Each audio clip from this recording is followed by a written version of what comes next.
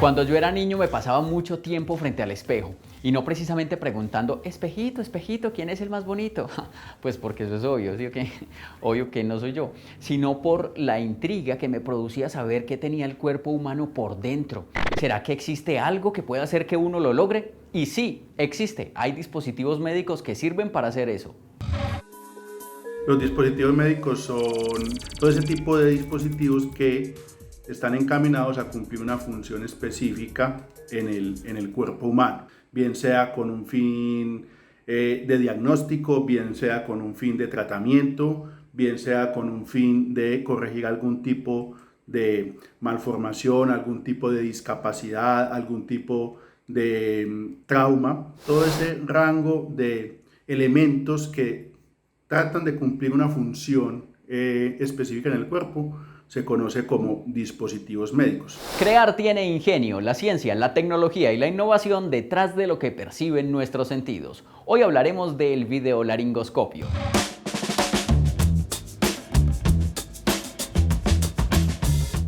Si vamos a hablar de laringoscopios, hay que hablar de la laringe.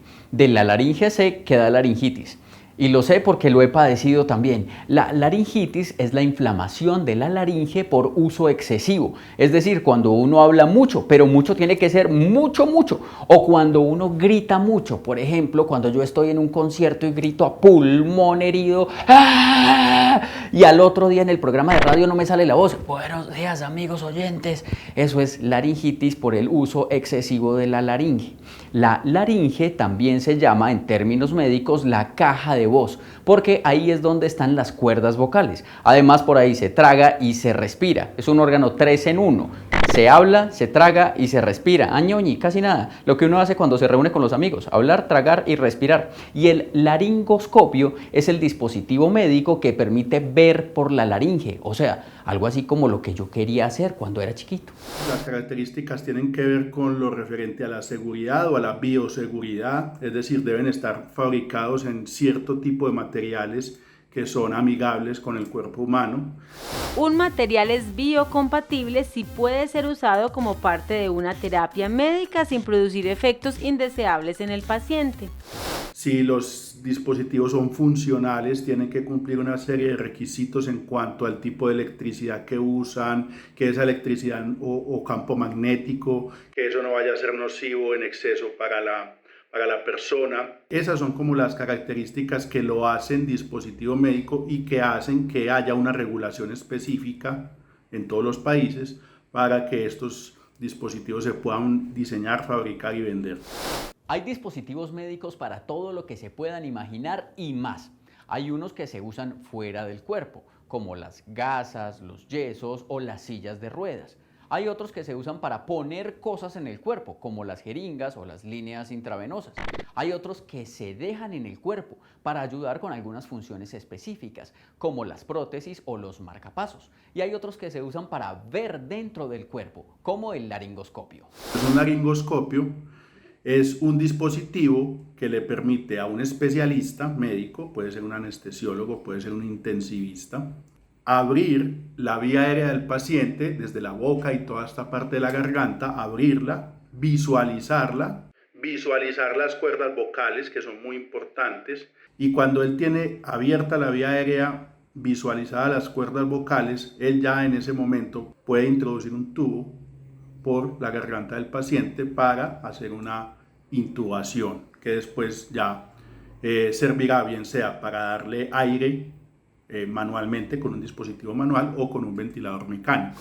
Una vez un señor estaba donde el médico y le dijo, ay, es que doctor, me duele aquí como el hígado. Y él dijo, ay, saque la lengua. Él dijo, no, doctor, es que me duele el hígado. Ah, entonces saque el hígado, pues.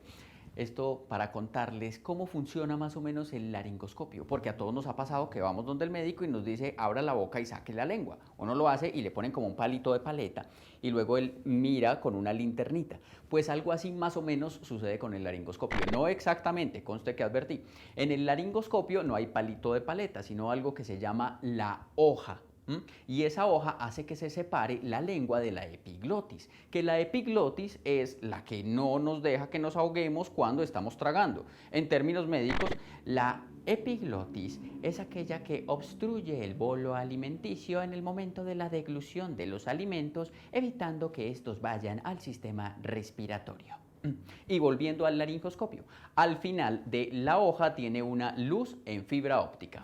Entonces eso es un laringoscopio, pero la maniobra con el laringoscopio exige que el especialista ponga su ojo y ponga su mirada prácticamente en la boca del paciente para poder ver cómo se van sobrepasando cada una de las estructuras, la lengua, la glotis, las cuerdas vocales, etc. Y posteriormente hacer la maniobra. El videolaringoscopio, que incorpora al mismo aparatico que abre la vía aérea, que permite la visualización, se le inserta una cámara de video. Y esa cámara de video diminuta, pequeñita, permite que el especialista esté viendo la maniobra, pero ya en una pantalla. Una intubación traqueal es un procedimiento que se hace cuando uno tiene una situación de salud muy delicada y ya no puede respirar por sí solo. Necesita estar conectado a un ventilador que le proporcione el oxígeno. Tradicionalmente esto se hace con un dispositivo que está disponible en todos los hospitales, que es una hoja metálica con una luz en la punta. El dispositivo es eficaz, pero tiene una curva de aprendizaje muy larga. Para solucionar esto, existen unos dispositivos que se llaman videolaringoscopios. ¿Cuál es el problema? Que acceder a ellos es muy costoso. No había un dispositivo que pudiéramos usar en nuestro medio, que le pudiera ayudar a nuestros pacientes, que lo pudiéramos usar mucho y que no fuera un costo excesivo para nuestro sistema y lo pudiéramos tener. De ahí vino como la idea. A través de una alianza que se hizo entre la Universidad CS, AFID y el hospital, que se llama SynDesign, se llevó la idea y se empezó a trabajar en este proyecto. La alianza se origina hace aproximadamente unos 10 años. Viene a raíz de una metodología de la Universidad de Stanford para el desarrollo de dispositivos y de simuladores para el manejo y la educación del personal salud. El desarrollo del videolaringoscopio tuvo dos componentes importantes. Uno es que es un diseño anatómico, entonces se hizo a partir del procesamiento de las imágenes médicas de pacientes reales. Entonces se reconstruyó en el computador tridimensionalmente las vías aéreas de algunos adultos sanos y ese fue uno de los insumos para empezar con el diseño. Y también usamos una herramienta de manufactura avanzada usando impresoras 3D. Digamos que en este proceso logramos realizar alrededor de 120 prototipos. Es así como desarrollamos 4 ejercicios de simulación. El primero de ellos fue con estudiantes de atención prehospitalaria, el segundo fue con estudiantes de medicina, el tercer ejercicio fue con estudiantes de la especialización clínico-quirúrgica en anestesia y la cuarta fue ya con anestesiólogos profesionales.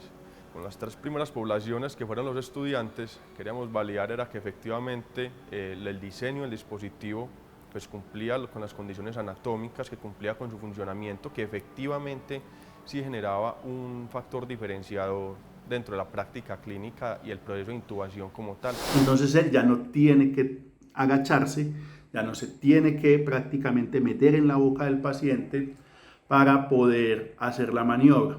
Porque esa maniobra es muy delicada, o sea, primero tiene que ser muy rápida. O sea, eso tiene que durar segundos, porque está en juego la vida del paciente muchas veces. Porque en una maniobra de esas, si el especialista no ve bien, puede dañar desde un diente, hacer una lesión en la boca, en la lengua, puede dañar las cuerdas vocales, y eso es muy delicado para un paciente. Entonces, el video añade una facilidad, es decir, permite que esa maniobra sea mucho más segura para el paciente y mucho más segura para el médico.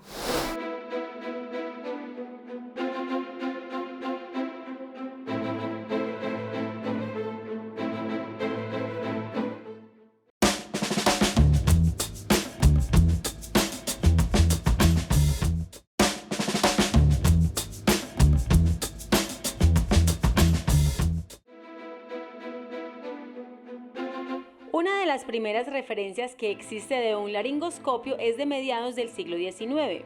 y fue un invento de Manuel Vicente García, que no era médico, no era científico, pero sí era cantante de ópera.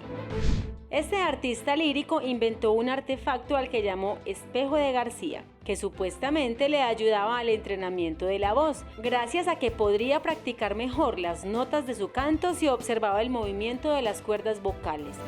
Además, estudió la anatomía de la laringe, especialmente la estructura de las fibras musculares, y por su invento una universidad le otorgó el título de doctor honorario. En 1924, la Academia de Medicina de Madrid le realizó un homenaje, en el que uno de los integrantes dijo lo siguiente sobre el laringoscopio de Manuel García. El invento no solo dio origen a una rama importante de la ciencia médica, sino que ha salvado innumerables vidas y aliviado a infinito número de enfermos. Hasta principios del siglo XX, si había que hacer una intubación endotraqueal a un paciente, tenía que hacerse a ciegas, guiándose por el tacto. Pero el laringoscopio tal cual se conoce hoy en día no llegaría sino hasta la década de los años 40, cuando un anestesiólogo neozelandés le hizo una mejora al dispositivo que se usaba entonces. Le agregó una curva, que entre otras cosas lleva su apellido. Y en 1946, Robert Miller incorporó una hoja recta, que también lleva como nombre su apellido.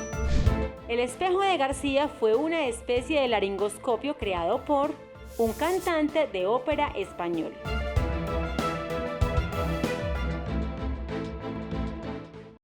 ¿Cómo se llama la esposa del laringoscopio? La laringoscopia.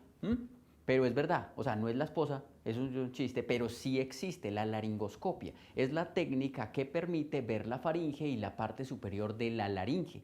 Además, sirve para hacer procedimientos como biopsias o intubación de la vía aérea. El que más usa la laringoscopia es el otorrinolaringólogo. O sea, suena como un trabalenguas, no. El otorrinolaringólogo usando la laringoscopia a través de un videolaringoscopio en el Parangaricutirimícuaro. Entre otras cosas, ¿cómo se les ocurrió hacer un videolaringoscopio en Medellín? Especialistas del Hospital Pablo Tobón Uribe encontraron la siguiente dificultad. Ellos tenían o bien videolaringoscopios importados costosísimos, de los cuales tenían uno o dos máximo en el hospital, y en el otro lado del espectro estaban videolaringoscopios de un solo uso, desechables, muy costosos, pero se usaban una vez y había que tirarlos. Piense en cosas que tienen su versión desechable y su versión reutilizable.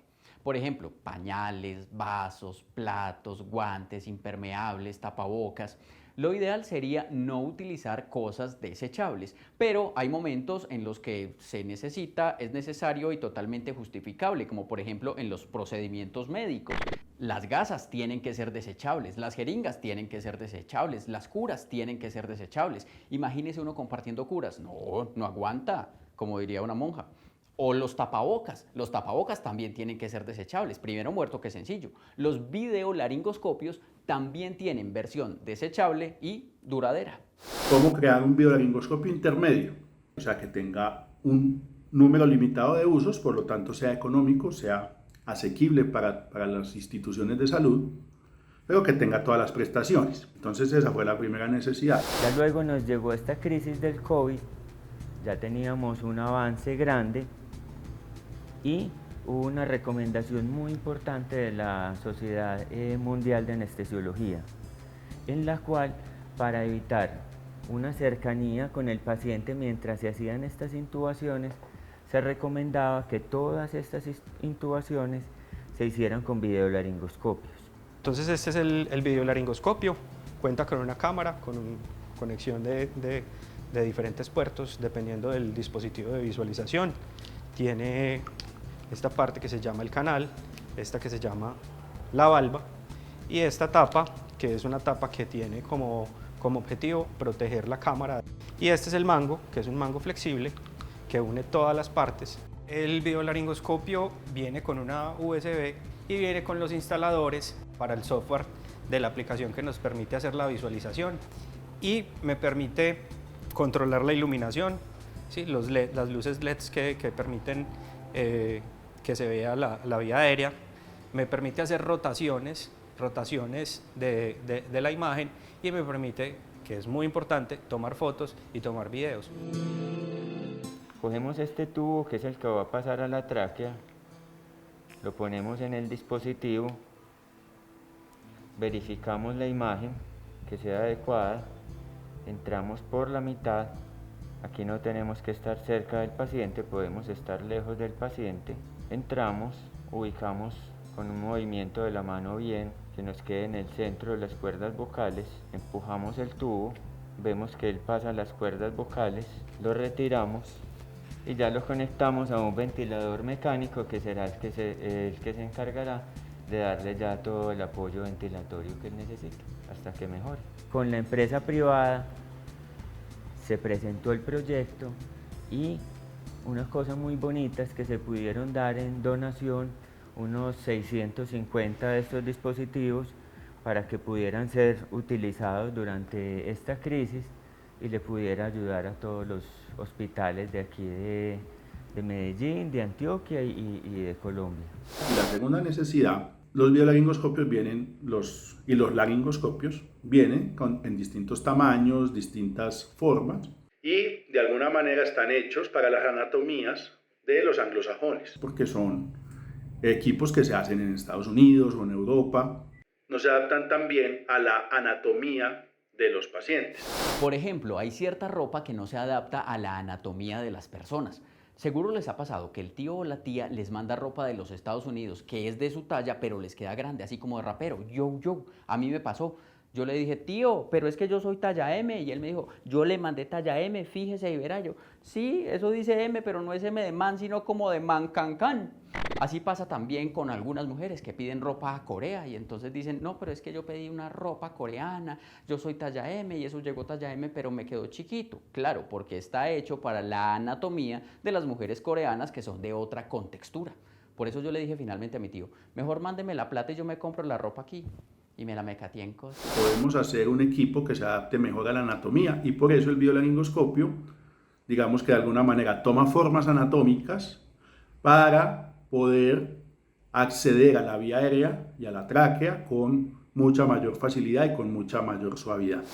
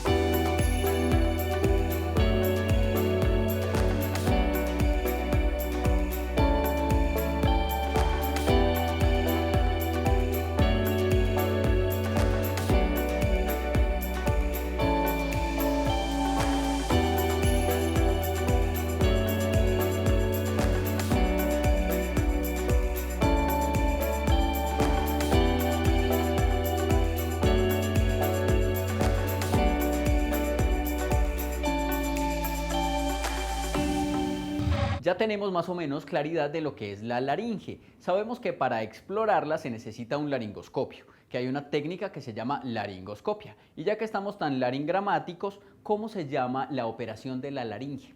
Se llama laringectomía. La primera laringectomía de la historia se realizó el 31 de diciembre de 1873 a un profesor que llevaba una disfonía desde 3 años antes y que cada vez iba en aumento, o sea, estaba ronco y cada vez se ponía peor. Ojalá se haya podido aliviar para dar el feliz año el 1 de enero. Esa cirugía se realizó en Viena, Austria, y la hizo un cirujano general. ¿Qué profesionales se necesitan para hacer un videolaringoscopio? Entonces se forma un equipo de trabajo multidisciplinario, especialistas, ingenieros biomédicos, ingenieros de diseño de producto, ingenieros mecánicos, y esta alianza lleva a feliz término 6 años después lo que es hoy el videolaringoscopio. ¿Qué diferencia hay, si es que existe, entre los videolaringoscopios convencionales, o sea, los que se han utilizado siempre, y los que se están fabricando aquí? Los laringoscopios convencionales son unos equipos muy básicos. Es un dispositivo netamente mecánico, se hace generalmente de acero inoxidable. El videolaringoscopio ya sí tiene ciertas diferencias. Primero que todos los materiales ya son plásticos médicos de uso médico. Esos materiales son esterilizables y son reutilizables. Entonces esa es la primera, digamos, diferencia. Y segundo, pues el uso de una cámara que permite grabación. Y eso también tiene una segunda intención y es que grabar la maniobra, sobre todo las maniobras difíciles y complejas, pues tienen fines educativos también para entrenar a los futuros residentes hacia dónde quisiéramos nosotros llegar, que usar videolaringoscopios en el futuro en Colombia se vuelva la práctica habitual y no la excepción. Su evolución natural es hacia la masificación, es decir, ese es el sueño, que sea un dispositivo de uso común. Hay videolaringoscopios en general, pero también se pueden clasificar. Los hay de muchas marcas, de diferentes tipos de angulación de la hoja o de diferentes resoluciones de cámaras.